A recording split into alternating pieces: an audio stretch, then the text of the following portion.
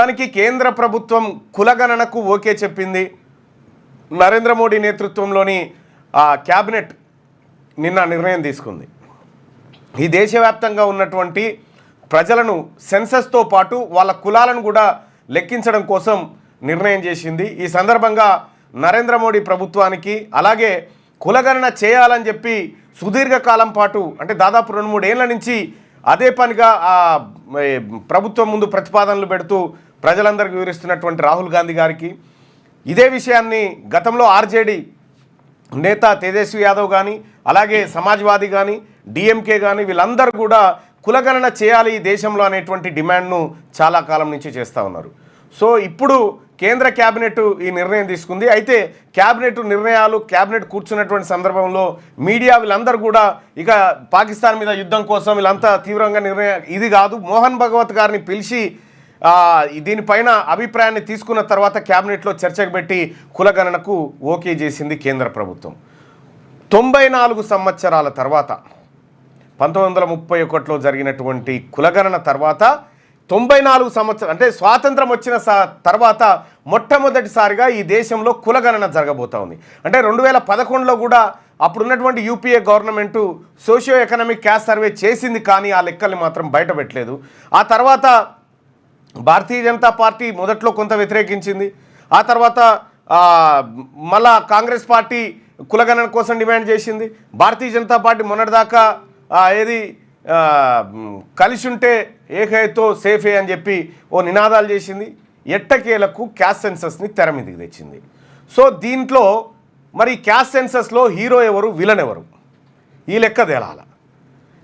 దీనికి మనం కొన్ని లెక్కలు చూసుకోవాలా. మరీ ముఖ్యంగా బీసీ ప్రజలు చూడాల్సినటువంటి లెక్కలు కొన్ని ఉంటాయి. సో వాటిని ఒక్కసారి మనం చూసే ప్రయత్నం చేద్దాం.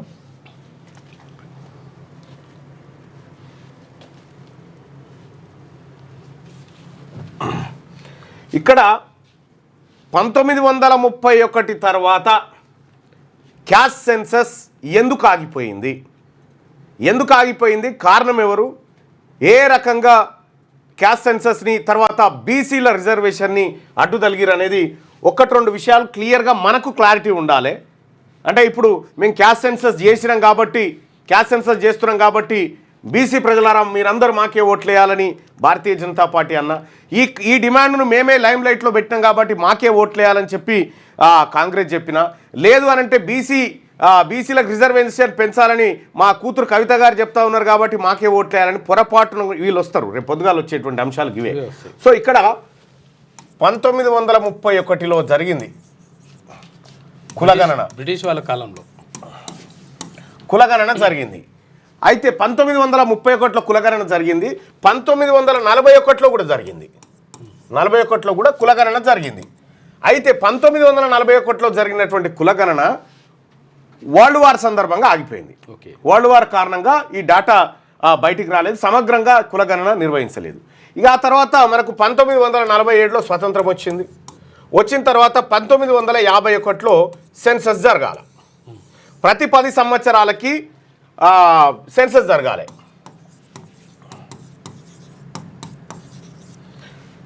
ఇది 1951లో జరగాలి. అప్పటికి ప్రధానమంత్రిగా జవహర్లాల్ నెహ్రూ గారు ఇక్కడ ప్రధానమంత్రిగా ఉన్నారు. 1952 తర్వాత మనకు ఎన్నికలు ఈ వ్యవహారం సాధారణ ఎన్నికలు జరిగినాయి. సో ఇక్కడ క్యాస్ట్ సెన్సస్ చేయాల్సినటువంటి సందర్భంలో అప్పుడున్నటువంటి పండిత్ జవహర్లాల్ నెహ్రూ గారు ఏం చెప్పిండంటే, ఇప్పుడు దేశానికి స్వతంత్రం రాక మునుపు చేసిరు క్యాస్ట్ సెన్సస్, కానీ స్వాతంత్రం వచ్చిన తర్వాత మనం జాతీయత అనేటువంటి పదాన్ని జాతీయత అంటే మనం అంతా ఒకే జాతి వాళ్ళము, ఇందులో ఇక కులాలు మతాలు భేదాలు లేవనేటువంటి భావనతో ఆ రోజు నుంచి పండిత్ జవహర్లాల్ నెహ్రూ గారి ప్రభుత్వం నుంచి క్యాస్ట్ సెన్సస్ను ఆపేసారు. అంటే మనకు ఒరిజినల్గా క్యాస్ట్ సెన్సస్ లెక్కలు ఏమున్నాయి అంటే 1931 లెక్కలు మాత్రమే ఉన్నాయి. దానికి సంబంధించినటువంటి క్యాస్ట్ సెన్సస్ 1931కి సంబంధించిన క్యాస్ట్ సెన్సస్ లెక్కలు కావాలంటారు. నేను అది లింక్ పెట్టిన అయిపో. సో ఇది ఏది క్యాస్ట్ సెన్సస్ సంబంధించినటువంటి 1951 దాకా వచ్చింది. ఆ తర్వాత తెలంగాణ దేశం మొత్తం మీద బీసీలకు సంబంధించినటువంటి అంశం తెర మీదకి వచ్చింది. కారణం ఏంటంటే 1952 నుంచి ఎస్సీ ఎస్టీలకు రిజర్వేషన్లు అమలైనవి. ఎస్సీ ఎస్టీలకు రిజర్వేషన్లు అమలైనవి. అయితే ఇక్కడ ఎస్సీ ఎస్టీలకు రిజర్వేషన్లు అమలయ్యే సమయంలో ఏంటంటే భారతదేశంలో సెన్సస్ జరిగినప్పుడల్లా ఎస్సీ ఎస్టీలను మాత్రమే లెక్కబెట్టిరు. ఆ తర్వాత రిలీజియన్లను లెక్కబెట్టిరు. వాళ్ళ జనాభా దామాష ప్రకారం వాళ్ళకు సీట్లు ఇవ్వాలి కాబట్టి. ఎస్, వాళ్ళకు ఎందుకంటే రాజ్యాంగంలో వాళ్ళ జనాభా ఎస్సీలకు సంబంధించినటువంటి రాజకీయ రిజర్వేషన్లు ఇవ్వాలి, ఉద్యోగ విద్యా రిజర్వేషన్లు ఇవ్వాలి, ఎస్టీలకు కూడా అవి ఇవ్వాలి. కాబట్టి ఇవి అనివార్యంగా లెక్కబెట్టారు. సో బీసీలకు ఎలాంటి రిజర్వేషన్ లేదు కాబట్టి లెక్కబెట్టలేదు.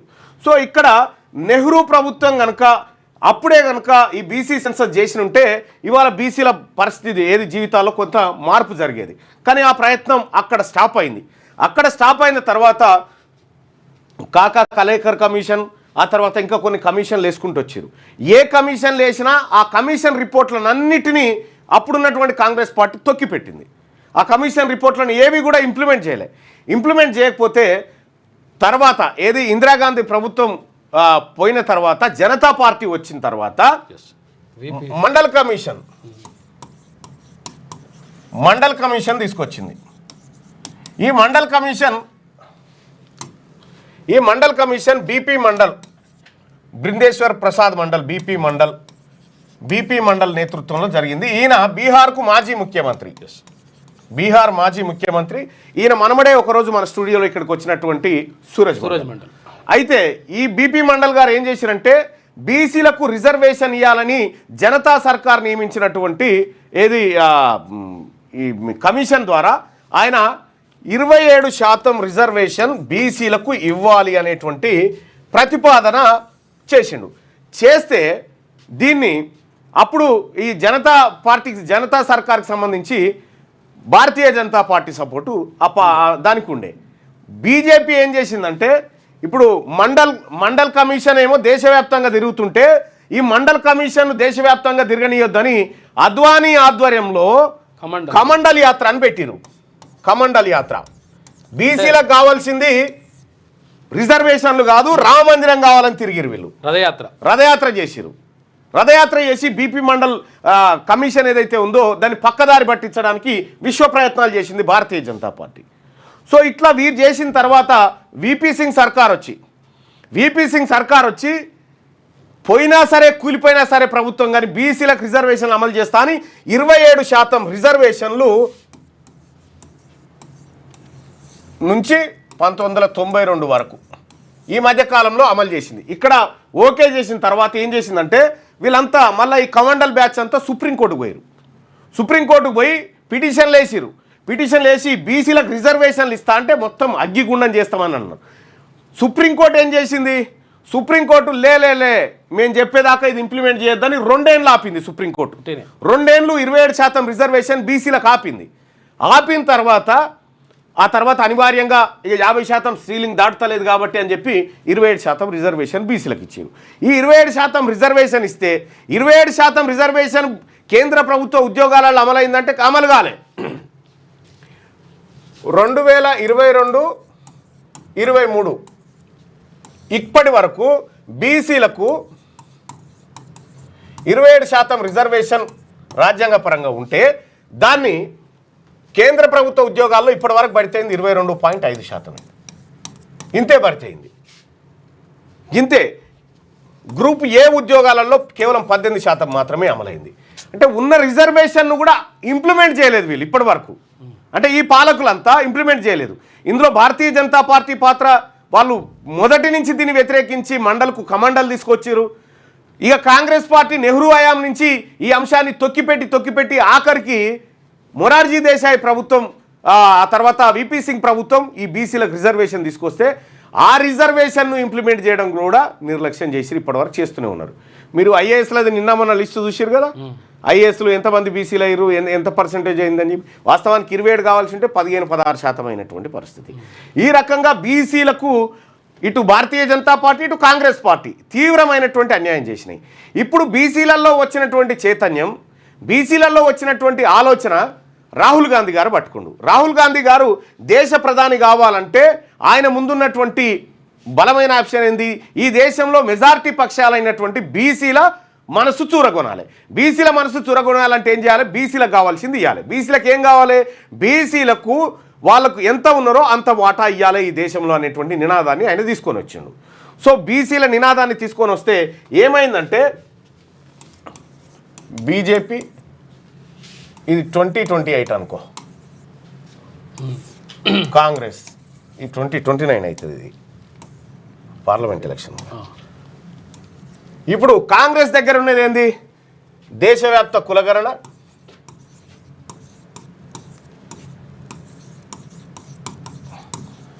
బీజేపీ వద్ద ఈ ఎలాంటి అస్త్రం రేపు 2029కి లేదు.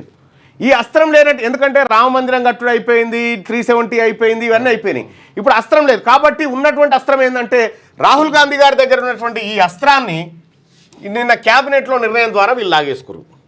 వీళ్ళకు వచ్చేసింది అది మార్కులు, క్యాబినెట్ నిర్ణయం ద్వారా మార్కులు వీళ్ళకి పడ్డాయి. ఇంకేమంటారంటే ఇంకొక ముందడుగేసి చట్టసభలలో కూడా రిజర్వేషన్ తీసుకొని అమలు చేసేటువంటి ఆలోచన చేస్తా ఉన్నట్టుగా తెలుస్తా ఉంది. అయితే ఇప్పుడు రాహుల్ గాంధీ గారి దగ్గర ఈ ఆప్షన్ పోయింది. ఇప్పుడు ఏం చెప్తా ఉన్నారు? క్యాబినెట్ నిర్ణయం తర్వాత రాహుల్ గాంధీ గారు అందరూ కూడా మా నిర్ణయం వల్లనే ఇది జరిగింది అనేటువంటి మాట చెప్తా ఉన్నారు. ఎవరి నిర్ణయం వల్ల జరిగినా కూడా ఇది రాజకీయ అవకాశంగా ఇన్ని ఏళ్ల పాటు వాడుకున్నది మాత్రం ఈ రెండు పార్టీలే. ఈ రెండు పార్టీలు రాజకీయ అంశంగా, ఓటు బ్యాంక్గా ఈ అంశాలను వాడుకుంటూ వచ్చినాయి. ఎట్టకేలకు క్యాస్ట్ సెన్సస్ చేస్తాము అనేటువంటి మాట కేంద్ర క్యాబినెట్ చెప్పిన తర్వాత ఇప్పుడు రాహుల్ గాంధీ గారికి ఉన్నటువంటి అస్త్రం ఏంటంటే చట్టసభల్లో బీసీ రిజర్వేషన్ అమలు చేయాలి. ఓబీసీ రిజర్వేషన్ అమలు చేయాలి. ఇది పెడితే ఇంకా మళ్ళీ ఉంటుంది. రైట్. ఇది తీసుకొచ్చింది అనుకో, ఒకవేళ భారతీయ జనతా పార్టీ నేతృత్వంలోని ఎన్డీఏ ప్రభుత్వము ఇది కూడా అమలు చేసింది అనుకో, 2029 ఎన్నికలు ఈ అంశం చుట్టే తిరుగుతాయి అన్నట్టు. మాక్సిమం ఇక భారతీయ జనతా పార్టీకి ఎక్కువ అవకాశాలు ఉంటాయి నిజంగా. అట్లా చేస్తే ఈ అవకాశాలు ఇట్లా ఉంటాయి. మరి ఇప్పుడున్నటువంటి పరిస్థితుల్లో బీజేపీ ఈ దాదాపు స్వాతంత్రం వచ్చినప్పటి నుంచి, కాంగ్రెస్ స్వాతంత్రం రాకముందు నుంచి ఈ బీసీలకు అన్యాయం చేసింది. మరి ఇప్పుడు ఇవి చేయడం ద్వారా ఏం జరుగుతుంది అంటే, ఆల్రెడీ చేసిన దాన్నే వీళ్ళు సక్సెస్ఫుల్గా ఇంప్లిమెంట్ చేయలే. కాబట్టి ఇక్కడ బీసీలకు కావాల్సింది ఏంటంటే అధికారం బీసీల చేతుల్లోకి వచ్చినప్పుడు వాళ్ళ జీవితాల్లో మార్పు వస్తుంది. ఇప్పుడు మీకు రిజర్వేషన్ ఇస్తాం, అధికారం మా చేతిలో ఉంటుందంటే కూడా మోసమే. అధికారం కూడా బీసీల చేతుల్లోనే ఉండాలి. ఇక్కడ ఇంకోటి ఏం చేసిరంటే, బీసీలకు రిజర్వేషన్లు అంశం తెర మీదకి రాకముందుకు EWS quota 10%, EWS quota 10% reservation ఉన్న ఫలంగా తీసుకొచ్చారు. ఈ ఈడబ్ల్యూఎస్ కోటా తీసుకొస్తే దీనికి కాంగ్రెస్ పార్టీ కూడా ఓటేసింది. ఈడబ్ల్యూఎస్ కోటా వాళ్ళు కూడా వేసిపారేసారు. కానీ బీసీల రిజర్వేషన్కి వచ్చేసరికి మాత్రం నువ్వెంత, నేనెంత, నువ్వు ఇస్తావా, నేను ఇయ్యా, ఇటువంటి కార్యక్రమాలన్నీ చేశారు. ఇక్కడ నరేంద్ర మోడీ గారు ఈడబ్ల్యూఎస్ కోటా 10% 2019 103 అమెండ్మెంట్, ఏది కాన్స్టిట్యూషనల్ అమెండ్మెంట్ తోటి ఈ ఈడబ్ల్యూఎస్ తీసుకొచ్చిండు. దీనికి వీళ్ళందరూ ఓటేస్తే ఇక్కడ ఉన్నటువంటి కేసీఆర్ వాళ్ళు కూడా, టీఆర్ఎస్ పార్టీ వాళ్ళు కూడా ఈడబ్ల్యూఎస్ కోటాకు జై కొట్టిరు. దీనికి ఏ కమిషన్ లేదు, తర్వాత ఏం లేదు, కమిషన్ లేదు, చర్చ లేదు, ఏమీ లేదు. రాష్ట్రాల మీదకి వదిలేసిరు. రాష్ట్రాల మీదకి వదిలేస్తే ఇక్కడ తెలంగాణ రాష్ట్రంలో ఈడబ్ల్యూఎస్ కోటాకు సంబంధించి ఎంతమంది ఉంటారంటే 1 లేదా 1.5% మంది మాత్రమే ఈడబ్ల్యూఎస్ రిజర్వేషన్కి అర్హులు ఉన్న వాళ్ళు ఉంటారు. ఈ 1.5% మందికి 10% ఇక్కడ ఇంప్లిమెంట్ చేసినటువంటి మహానుభావుడు కేసీఆర్. ఈ 1.1% ఎందుకనంటే ఒకవేళ ఇప్పుడు 10% ఉన్నా కానీ దాంట్లో అగ్రవర్ణ పేదలు ఉంటేనే ఈ పర్సెంటేజ్ అది. అయితే ఎకనామికల్లీ వీకర్ సెక్షన్, ఈ ఎకనామికల్లీ వీకర్ సెక్షన్ అనేటువంటి అంటే ఆర్థికంగా వెనుకబడినటువంటి వాళ్ళలో బీసీలు లేరట. మళ్ళీ బీసీలు ఇళ్ళకి రావద్దట, చట్టంలో చేసిరు. బీసీ ఎస్సీ ఎస్టీలు వెనకబడి తిండికి గతి లేక గుడిసెలో ఉన్నా కూడా ఇందులో ఇళ్ళకి రావద్దట. ఇగో ఇటువంటివి చేసి పెట్టిరు. వీటన్నిటికీ వీళ్ళందరూ చేయి కొట్టిరు. రెండో విషయం ఏంటంటే, బీసీలకు 33% రిజర్వేషన్ ఉండే, 33% లోకల్ బాడీస్లో ఉంటే దాన్ని కేసీఆర్ ఏం చేసిండంటే 23కు తెచ్చిండు ఈ పుణ్యాత్ముడు. అంటే వీళ్ళందరూ కలిసి బీసీల జీవితాలతోని ఫుట్బాల్ ఆడిరు వీళ్ళంతా. వీళ్ళు రేపు పొద్దుగాల మాదే అని వస్తారు కాబట్టి ముందే ఇవాళ బీజేపీ కానీ కాంగ్రెస్ కానీ కులగణన అంశాన్ని అప్కమింగ్ పొలిటికల్ ఇష్యూ కింద చూస్తూ ఉన్నాయి. అధికార మార్పిడి కోసం ఓ పెద్ద విషయాలను తెర మీదకి తెచ్చినాయి. కాబట్టి బీసీ ప్రజలారా వీళ్ళందరి కృతజ్ఞతలే, ఎస్ వీళ్ళందరి కృతజ్ఞతలే, వీళ్ళందరికీ మంచిదే అయ్యా, పరీక్షం పైన కౌగలించుకోవాల్సిందే. ఎందుకంటే బీసీలకు మంచి జరుగుతున్నప్పుడు బీసీల గురించి ఏది స్వాతంత్రం వచ్చిన 70-85 ఏళ్ళ తర్వాత బీసీల గురించి ఒక కార్యక్రమం పెట్టుకురు కాబట్టి మంచిది. ఓకే, అందరికీ నమస్కారం నాయన. మార్నింగ్ న్యూస్ తరఫున నరేంద్ర మోడీ గారికి, రాహుల్ గాంధీ గారికి, కేసీఆర్ గారికి, ఇంకెవరెవరైతే సహకరించిన అందరికీ కృతజ్ఞతలు, ధన్యవాదాలు. మనము బీసీల ముందున్నటువంటి అంశం ఏంటంటే ఈ కులగణన చేస్తావు. కులగణనలో తెలంగాణనే కాదు మొత్తం భారతదేశంలో 55 నుంచి 60% మంది బీసీల జనాభా వెళ్తుంది. మరి ఈ వెళ్ళినటువంటి బీసీల జనాభాకు సుప్రీంకోర్టు ఏం చేసింది? రిజర్వేషన్లు 50% దాటొద్దని చెప్పింది. స్లాబ్ 50% స్లాబ్ దాటకూడదు అనేటువంటి నిబంధన సుప్రీంకోర్టు విధించింది. సో రాజ్యాంగంలో కూడా లేదు. కానీ ఈడబ్ల్యూఎస్ కోటాతో 10% పెరిగింది, దానికి ఓకే ఏం కాదని చెప్పింది సుప్రీంకోర్టు. ఇట్లా పెరిగినట్టు కాదట, ఒక్క బీసీలకు మాత్రం ఇస్తేనే పెరిగినట్టు అవుతుంది. లెక్క. ఇక్కడ మనం గమనించాల్సింది ఏంటంటే ప్రజలారా, ఈ స్లాబ్ ఏదైతే ఉందో ఈ రిజర్వేషన్లు 50% మాత్రమే ఉండాలనేటువంటి నిబంధన సుప్రీంకోర్టు ఏదైతే చేసిందో ఈ నిబంధనను పార్లమెంట్లో కొట్టేయాలి. పార్లమెంట్లో బిల్లు పెట్టి ఈ నిబంధనను కొట్టేయాలి. అప్పుడు సుప్రీంకోర్టు కూడా ఏమీ చేయలేదు. రెండో విషయం ఏంటంటే సుప్రీంకోర్టు కూడా ఏం చేయలేదు. ఇంకొక విషయం ఏంటంటే మనకు రాజకీయాల్లో రిజర్వేషన్లు రావాలి. రాజకీయాల్లో బీసీలకు రిజర్వేషన్లు రావాలి.